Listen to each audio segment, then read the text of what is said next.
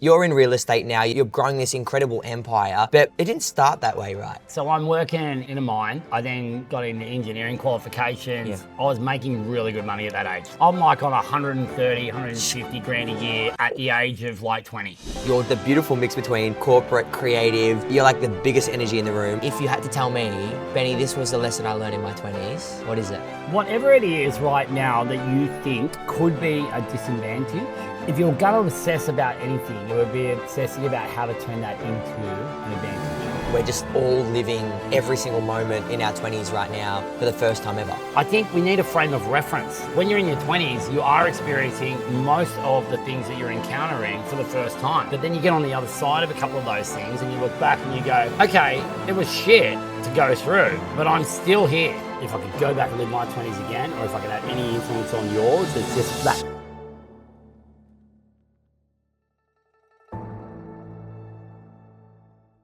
Mark, it's been a week, mate. Thanks for joining me for dinner.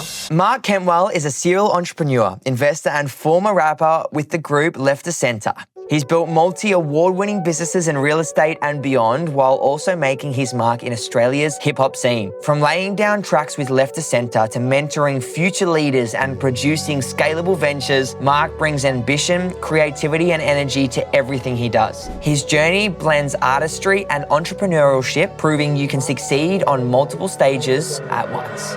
My pleasure. What a great dinner it looks like. Okay, what did you say these were? These were a non-alcoholic beer. Yeah, it's called Hopper. H-O-P-R. So Yeah. it's made on hops. Oh, that's good. Yeah. That's yeah. good. So some of them are like a bit tart, sort of. Some of them taste a little like a beer. Oh, yeah. And some of them have got like a fruity edge. But look, I don't drink alcohol as much as I used to. Yeah. So if I can have a non-alcoholic option, Yeah. but still feel like I'm kind of having something that matches with the food, Yeah, it's I like a bit that. social, I'll do that. I love it, mate. Hey, thanks for joining me. I honestly, I was on your first podcast actually, which is crazy. And then when I was thinking about people that I'd love to have dinner with, I was like, this guy over here. They're like the beautiful mix between corporate, creative. You're like the biggest energy in the room. Like I like to think that I'm a good energy. You got BG energy. As soon as you come in, mate, it's just like, oh yeah, Mark's here, everyone. it's like move out the way. I want to know all about your 20s because you're in real estate now. You're growing this incredible empire, but it didn't start that way, right? No, not at all. Yeah, 20s, man.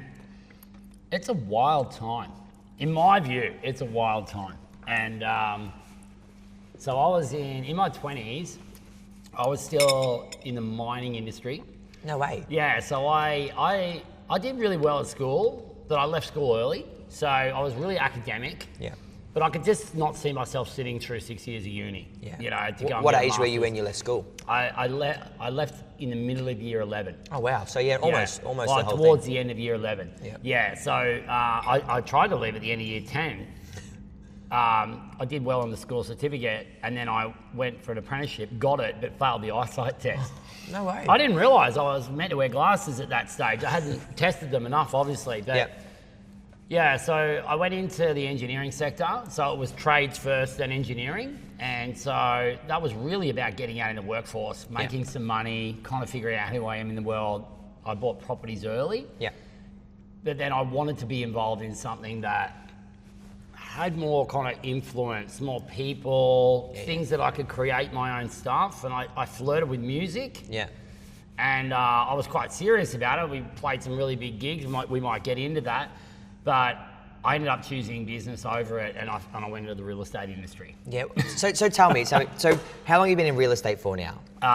This is my 21st year. Wow. Yeah. Happy 21st. Yeah, yeah. It feels like day one. Year 21, day one. So tell me, music, because I remember the first time we caught up, you were like, we had hot pot. No, we didn't. We had Korean barbecue. Remember Yes. with EO and all the EO people. Yeah, Vince And LeBon was there. That was like, Yeah, honestly, Rick that was a massive turning point in my career because I was like, wow, these business owners are so like are successful in their own way, but like are so personable, so real, so authentic. They're so willing to just like share.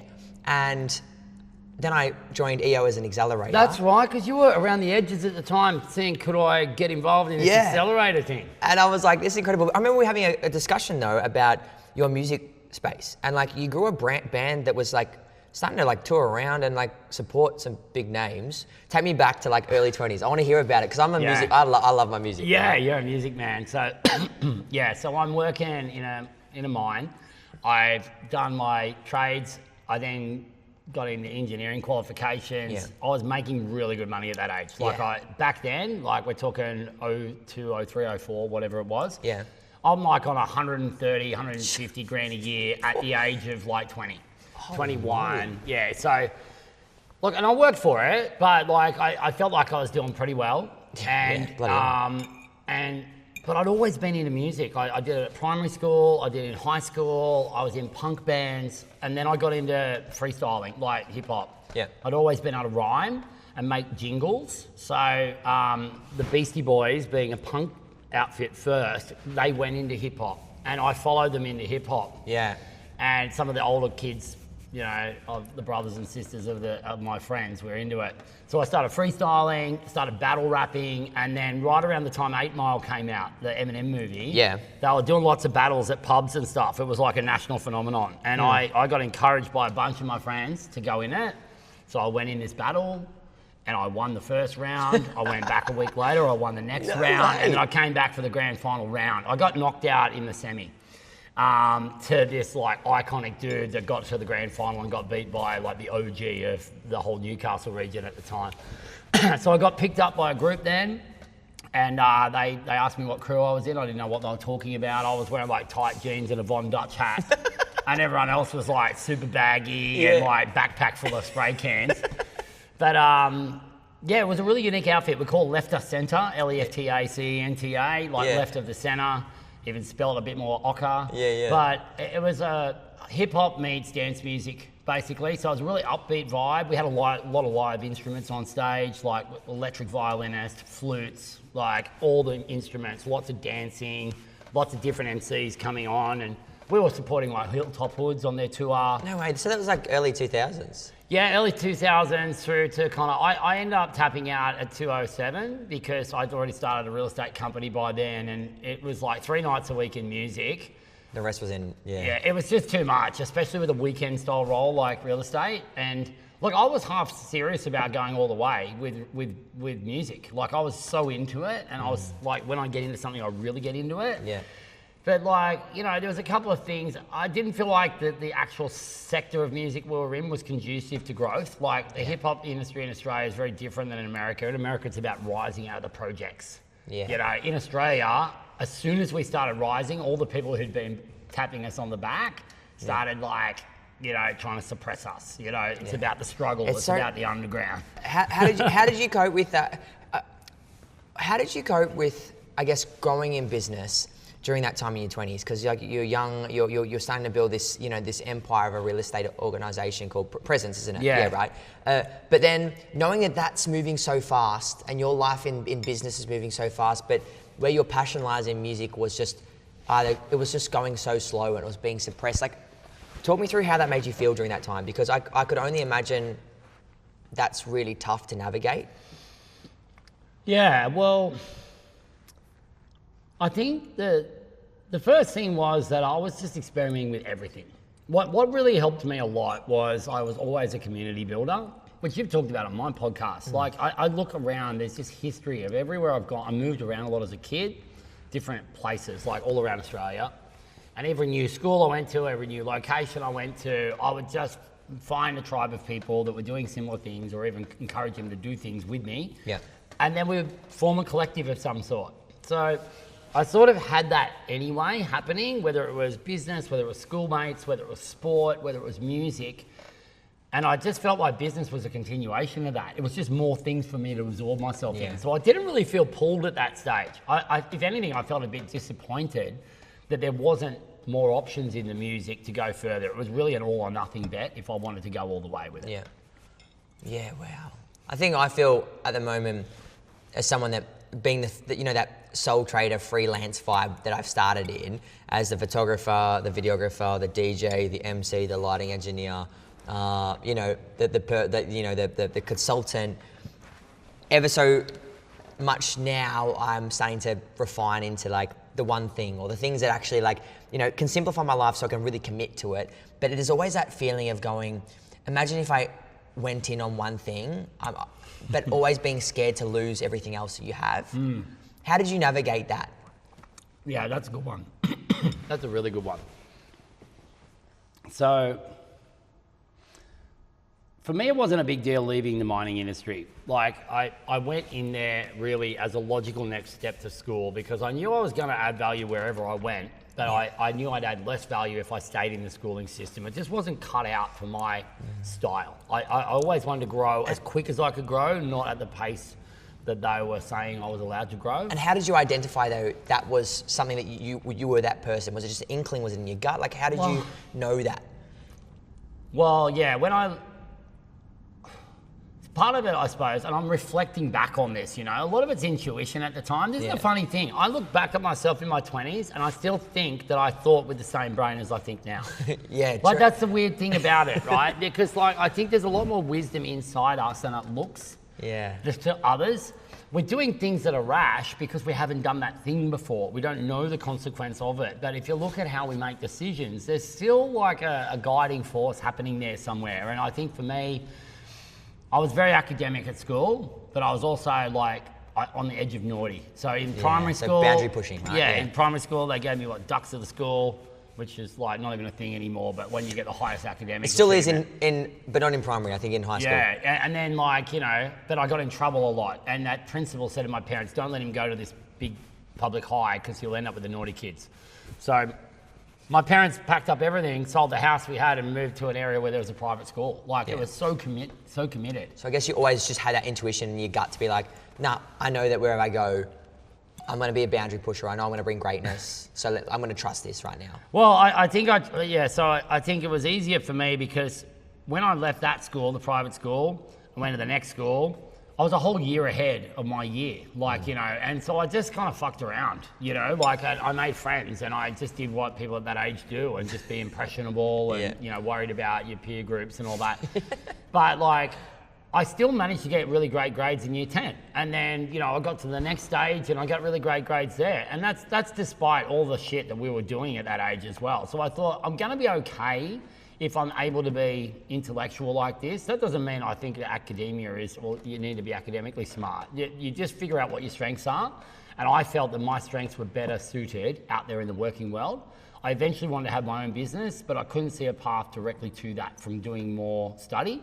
So I went and worked somewhere and I thought I'm going to figure out my next thing when I'm in the mines. And that's what I did. So the music thing was always running in the background. It was like, you know, a cross between a hobby, a pursuit, a team I belonged to kind of thing. But I think there's a lot more time for experimentation than people think. And I don't know if you need to land on, I would say this, I don't think you need to land on exactly what you're going to do in your 20s at all. But I think it's good to be doing something. Rather than just fucking about and talking about one day getting to it. Wow. Does that make sense? Whoa, mate. Eat, have some food. we'll pause for there for a second just so you can catch up a little bit. That's just like crazy advice, man. That just hit me then. I was like, wow. What part hit ya? I think the way you beautifully articulated the fact that the way you felt back then is very normal, and the way that we always think that back then we had the same brain that we have right now. That is crazy because I'm in so many environments when it comes to even business and articulating the way I feel or how I run systems and structures. I'm like, to people that are younger, it's like, I think that they have the same experience and knowledge that I do now, but I go, it's just such a different time. They've never experienced this before. They've never gone through this before. I've lived a whole life. So like, we're so differently developed in so many different ways. That's really baffling to hear because it's just it's a reminder that we're just all living every single moment in our 20s right now for the first time ever. Every moment that we're living, every experience that we're doing, we as an individual are experiencing that. So that's why we, I guess, have all of these emotional feelings about all the things that we do because we never really know what we're doing because we've never experienced it before. Yeah. And that's a crazy thing to just like sit in for a moment, I guess. Yeah, it's sort of like Roger Bannister with a 4-minute mile, you know, back in 1956 and whenever it was. Like they actually at the time thought it was scientific, like biological, first principles of physics, that a human body cannot run a mile faster than in 4 minutes.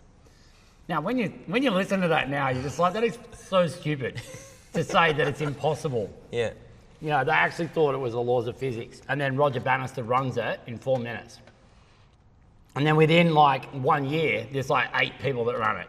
In the history of mankind, 13.8 billion years of the universe existing until 1956, and then one dude runs a 4-minute mile and then everyone can run it. Well, not everyone, but lots of people. And it's like, well, I think we need a frame of reference. Like when you're in your 20s, you are experiencing most of the things that you're encountering for the first time. But then you get on the other side of a couple of those things and you look back and you go, okay, it was shit to go through, but I'm still here. Yeah. So there's a lot less of that, the world's going to end kind of feelings. Like you get into your 30s and it's kind of like, okay, I've had a couple of them, but you're not necessarily suspicious of everything. You're just like, okay, it's more likely to work out. But in your 20s, it does seem like it's like the world's ending. What do you It so have does. you found that? Yeah. Every day, I'm like, if I don't get this done, like what's going to happen to my career? But it's moments, and that's why I also started this podcast, was like, it's moments like this that you realize perspective. That I say all the time, and I live by this, that school teaches you resilience, but life teaches you perspective. And it's hard to know, it's hard to envision what the entire life's going to look like around you because you've never experienced it before and you don't know what else is out there. But as soon as you break through that school barrier, you realize that there's a whole lot more than the 4 walls that are around you at school. And it's just like breaking through that paradigm every single time, isn't it? Absolutely. Like, I mean, you asked a question before about, well, you made the comment about the different iterations that you've gone through, like photographer and promotions and events. And, But to you, does that feel like that you've started from scratch each time? Or does that feel like you've more continued doing something that's in the same? Yeah, so but do you see how if you were trying to kind of say, am I going to be a photographer? Am I going to be like a music production specialist? Am I going to be this? If you were just isolating those as am I going to be it, they are very different job descriptions, but they all fit within arts, creativity, you know, like, and the kind of things that you are. So like to me, it's one thing that you're doing that has many talents or disciplines within it, rather than trying to pick which one we're doing. And I suppose that's the point I'm getting at, that in your 20s, you can be trying lots of things. They could be in completely separate industries. I'm going on a Kentucky tour and I might never come back. Or, you know, I'm gonna go from this type of law to that type of law. Whichever way it is, like they end up connecting anyway at some point. Like engineering connects with real estate now for me. Yeah. Now AI's in and I'm doing a lot more programming and flows and operating systems. I couldn't have done that without engineering. But if I looked at it, is it worth me having gone through trades and then all of that study and then working in an industry I wasn't that passionate about? If you're assessing that as a big quantum of work, you'd say no way. But it's not like I didn't get to do anything else at the same time. I had hobbies, I was doing music, I was moving all around, I was buying shit, I was fucking around with cars, like, you know, so it's not like you don't get to do anything else in the meantime. I'm fascinated to know that through all this, in your 20s, I find that you're always trying to seek that fulfillment, that happiness, that pure joy for being here, being present. I love the gap in the gain mentality, which Rick Bergergi actually said to me. He goes, Benny, read this book. You have to read it right now. Great book. So I listened to it and I was like, it's so beautiful when you put a thought process to the fact that a lot of entrepreneurs, creatives sit in that gap where they're always comparing themselves to where they want to be, or what they want to become. But the real joy and fulfillment is looking back at the journey that you've made and seeing how far you've actually come.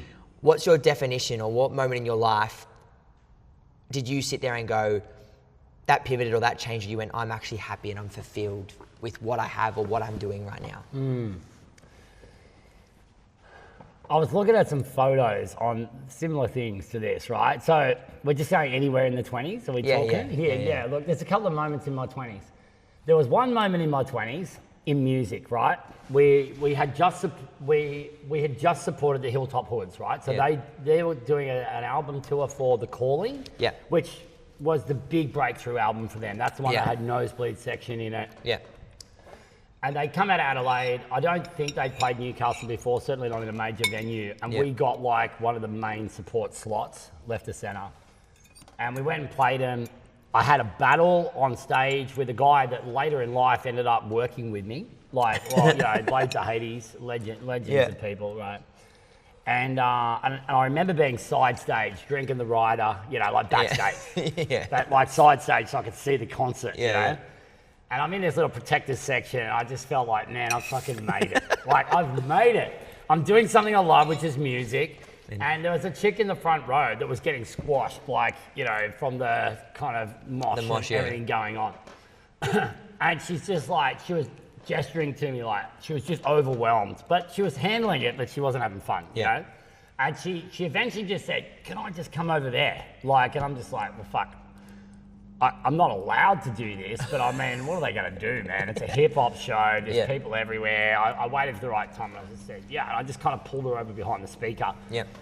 Now, I ended up hooking up with her, and we ended up being in a long-term relationship. Wow. And I actually ended up meeting my wife through her, my now wife, Natalie. Wow. So, like, you know, that's how synchronous all this is. That's like a movie. It's just like a movie. But, like, you know, was that a moment? Yeah, it was a moment. I just remember thinking, I'm doing something I love, that I put real time into. There's others here enjoying this as well. Like, I just felt so immersed in that moment. Like, it's crystal to me right now. Not the picking up the chick part, just the whole scene. It's like 2 or 3 hours merged into one moment you could hold up in one of those little capsules that you buy at the little snow globe ones. Yeah, and I shake that memory up every now and then because it reminds me that at any given time of our life, there can be a pursuit that is worthy of being immersing ourselves and going after. And I think what it's kind of reminded me of when I've been listening to a lot more philosophy later in life and reading a lot more, there's this quote that says, we should not be obsessed with the pursuit of happiness, but instead obsessed in the happiness in pursuit. You know, just being happy pursuing something, you know, like, because those moments, if you can be happy while you're pursuing it, the whole journey is worth it. And I think that's one of those moments in my 20s. I had others when I opened business and that as well, but that one just came straight to me. That's again, refreshing to hear. I had a moment over the weekend in the Gold Coast, actually, and we celebrated my 24th birthday, which was wild. Happy birthday. Oh, thank you, mate. Thanks for joining me at my birthday dinner. I think I sent you a message. You did, yeah, you did, actually. And being there, I hired a yacht, and we had a collaboration with Movie World that weekend, and I had like 24 of my mates. Most of them flew up from Melbourne to come and spend 3-4 hours on this boat. And I remember sitting up the top by myself, they were all on the bottom of the hull, and going, whoa, like, it's not necessarily the vanity of having this right now and being able to do this. It's the inner joy of knowing that I've got these beautiful people around me experiencing this, and I've been able to cultivate a beautiful group of friends around me to experience this. And it was for the rest of that, for the next day, I was actually pretty drained emotionally because I was so worn out of pure joy from the night before because I loved it so much.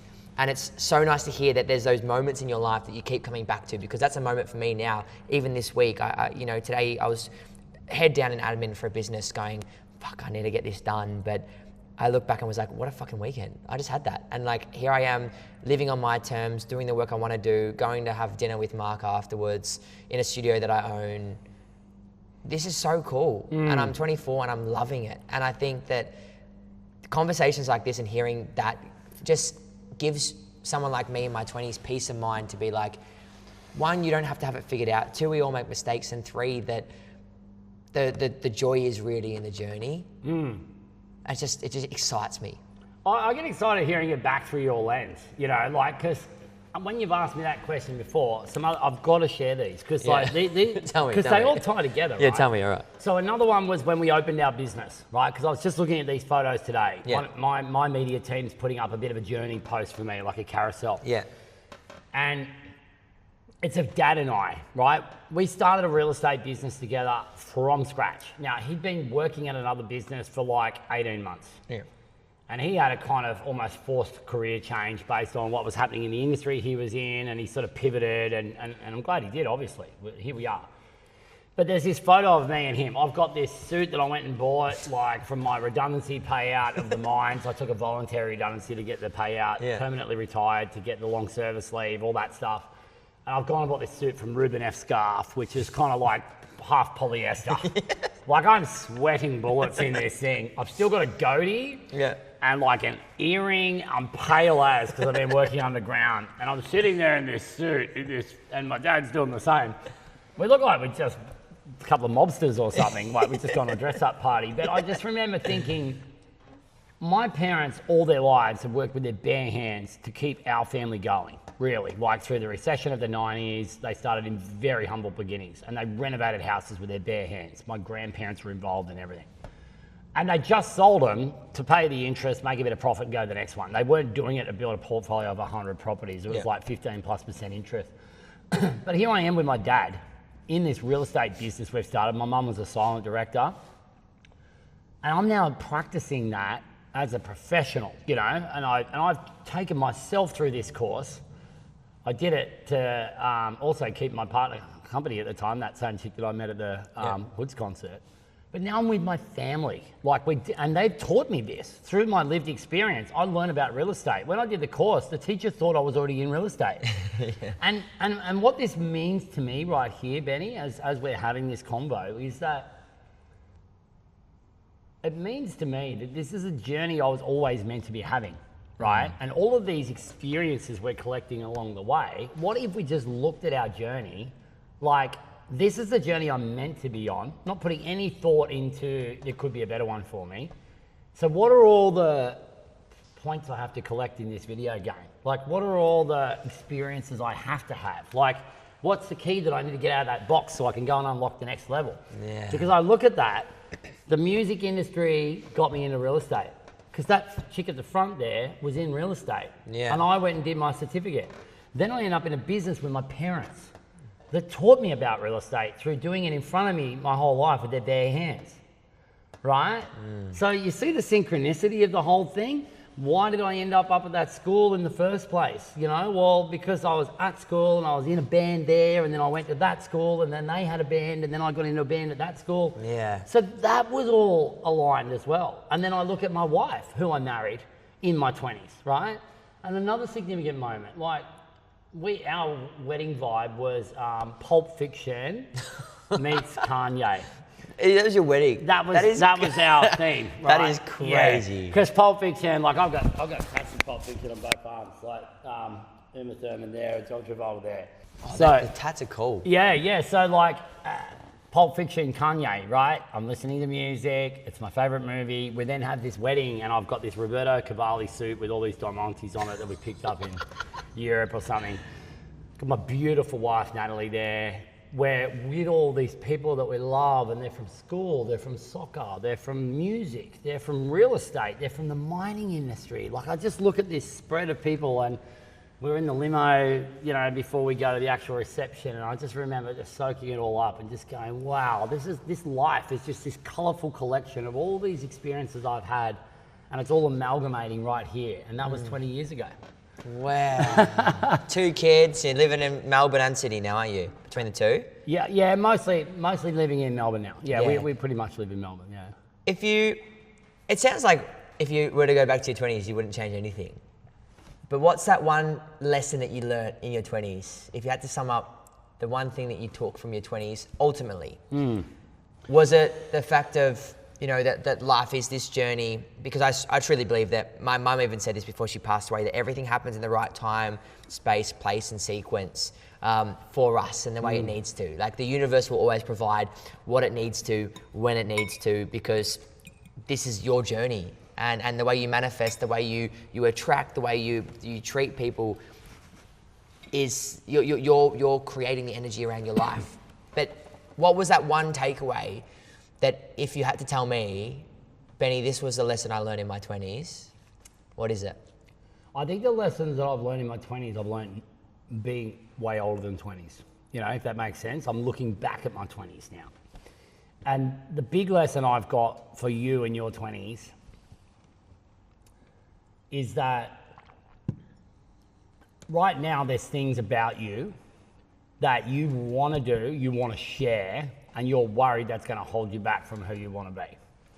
You know, like it's something you're withholding, or it might only be 10%, but it's not the full BennyGregs. Like we both know it right now. Like the full BennyGregs is still just a couple of layers behind what you're revealing. And if I could have my time again in my 20s, I don't regret my life today, but if I could have my time again, I would have been the full Mark Kentwell, the full Kenny K, the full MK. Like I would have just gone all of it. Because I think that there's a lot of people around us that are telling us that, well, if you act like that, then you won't have this. Or if you do that thing, then those people won't like you. And there's this big sphere around us of they. Who the fuck are they? Right? And it's just all of these voices put together of people that haven't really gone to the full version of their self. So they're trying to tell you not to, so they don't feel the regret, the sting of not doing it. And I think that if I could go back and live my 20s again, or if I could have any influence on yours, it's just that next 10 to 20% that you're currently holding back, just don't. And what do you think the secret is to unlocking that? Well, it's the easy answer to that is say that the people that are going to bag you out, the ones that you're worried about, if that's even a worry, like the consequences you're worried about, you can't even name what they are. Like you can't even name who these people are. You can't even name the real consequence. It's just an assumption that if I do my full self, it's going to somehow disadvantage me. So if we can't name them and they don't really exist, then we're actually doing it for no one. Yeah, hey. It's like that analogy that, you know, when you die, I saw it on TikTok once. When you die, you know, 1 week after, everyone's still mourning.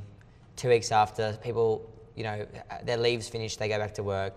3 weeks after, your tombstone's there, people pop in, you know, twice, 3 times a week. 2 months after, it's once a week. A year later, it's once a year. If that's the case, then why are we trying to do everything to please everyone else when this is our life, we only get one opportunity to do it? And, you know, when we die, you know, people move on. And that's like, yeah, what you said is crazy then. Like, I'm taking that right now. Like the next 6 months is unlocking the 10%. Well, I'll flip it this way. I'll say it this way. Whatever it is right now that you think could be a disadvantage, a weakness, something that you'd be worried about people having over you. If you're going to obsess about anything, it would be obsessing about how to turn that into an advantage. So think about this, think about it this way, right? Well, I'll use a music example. I know a DJ called Cato. He's a legend, right? Now, Cato is also one of my favorite philosophers from the Marcus Aurelius Stoic era. Yeah. And Cato's a big guy, like big body-wise, you know, like it would fit in the obese spectrum, but I don't say that in a negative way, right? He's just a big human. And he's in the world of being a DJ. Now, I don't know where he's at in his DJ career now, because like he's a similar age as me and he's probably still rocking it. But like, you know, he had big festival gigs and everything. But most of the DJs coming through in his era, like, were chicks in bikinis and dudes with their shirts off. Yeah. Right, in a club, like always, you know, everyone's hanging out with him. And then Cato's this really big dude, right? Now, if he was worried about his like weight or whatever, he might have worn some stuff that kind of slimmed him down a little bit or whatever. And he would have consciously been self-conscious about that, you know, worrying what he eats and then sneaking a bit of food in here and there or whatever the thing was. But it would have fucked him. He would have had no colour, no character, you know, but what he did, he embraced it. And, you know, you see this all the time with people that are body positive. You're just like, I love their energy. I love who they are. Like, I just want to know this person more. And that's him, right? That's an example. So people that are worried about their weight, I think it's the ultimate advantage to not worry about their weight, even if it's big. People that are worried about like their ethnicity or their sexuality or their intellect or how well they can spell. You look at every one of these examples, people can turn that into an advantage. And instead of obsessing and worrying about when the world's going to find you out or when it's going to cause you a problem, start obsessing about how I'm going to turn this into an advantage. Living life like a game, man. Leveling up. Honestly, that is so special. The fact that I get to sit here, listen to that and absorb that energetically, having pasta is so special. I just want to say thank you. Oh, mate, thank you. Have we finished already? Man, shoot flies. That was incredible. Genuinely, I want to say thank you. And I'm so excited to just keep on knowing you and getting to explore everything you're doing, and the world of presence, and listen to some of your unreleased music, which you sent me, which I'm really excited about. Yeah, so excited to listen to it. Well, you're encouraging me to release it. So, like, you know, for the listeners here, I basically got 2 full albums. That is crazy. That, so my first gig, my first outfit, Lefta Centa, we're still technically together as a crew. It's just we're not playing, you know? So I tapped out in 2007. I did a cameo show in like 2014. And then in COVID, I got everyone back together. I was just like fully hyper. Yeah. Got everyone back together. We made an album for that Get Back Together. We didn't end up playing that festival because of COVID, but we made an album. And then we broke away and made a smaller group because there was too many people to get together for Lefta Centa called Minimum Admin, as in less admin, organising everything. And we made another album with Minimum Admin. I taught myself how to use music production software in the time frame. Like, it's been a vibe, but like that album of mix downs and mastered that I've sent you on Google Drive. I can't wait. They have not been released, but I think we will. I think we'll put it out to Spotify or SoundCloud and just say, I'm used to doing things really big, so I want to build it up and get a manager and everything and fucking play a tour with it. But I actually think it's just better being out there in the universe. Yeah.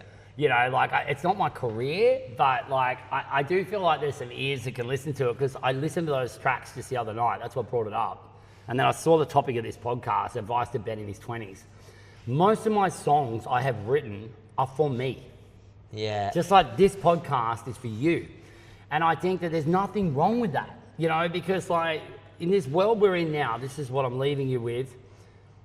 Whatever they're telling you, whatever you're imagining you want to do with your personal brand, I would say 10x it, right? Because we are heading into a world where there's 8 billion people on the planet. And I'd like to think as the population grows towards 10 billion or whatever, we can have 10 billion businesses, right? Because we are all the business of us. We don't need to rely on all these other layers. We could form big collectives, we can have companies, whatever, but we all have this You Inc. You know, so that's the first one, personal brands. AI, on the other one, AI was not around in the way it's around now. And for someone in their 20s that doesn't have like a long list of things that could hold to them around mobility or kids or, you know, like pressure and other things, like whatever you're learning about AI right now, 10x it. Like if it's less than 10 hours a week, it's not enough. Yeah. Like, and I really mean that. So personal branding is like always on, and AI is like minimum 10 hours of learning, not using. It'll be 20, 30, 40 hours of using it. Yeah. 10 hours plus of learning it. They're 2 really big things. Because like when I was in my 20s, MySpace was the main social platform. Yeah. Which is good for musos. Yeah. Facebook came out during that time. Yeah. Instagram came out just after. YouTube came out then. iPhones came out then. Like that's not that long ago. No. Right? But now we're just like, of course. That's what AI is like. That's what personal brands are like. And all this stuff I've been saying about being the full you, personal brands only work if you're the full you. Yeah. And it's just this beautiful symphony, you know, like you're making your own music. But what happens is other people who play similar music start to form little bands. And you can have all these artists all around the world that are playing your music. But you've got to put yours out there first so they hear it. So that's what I'm leaving you with. I think that sounds a bit more profound. Cheers to that, mate. Good on you, mate. Thanks, Benny. You're doing great work.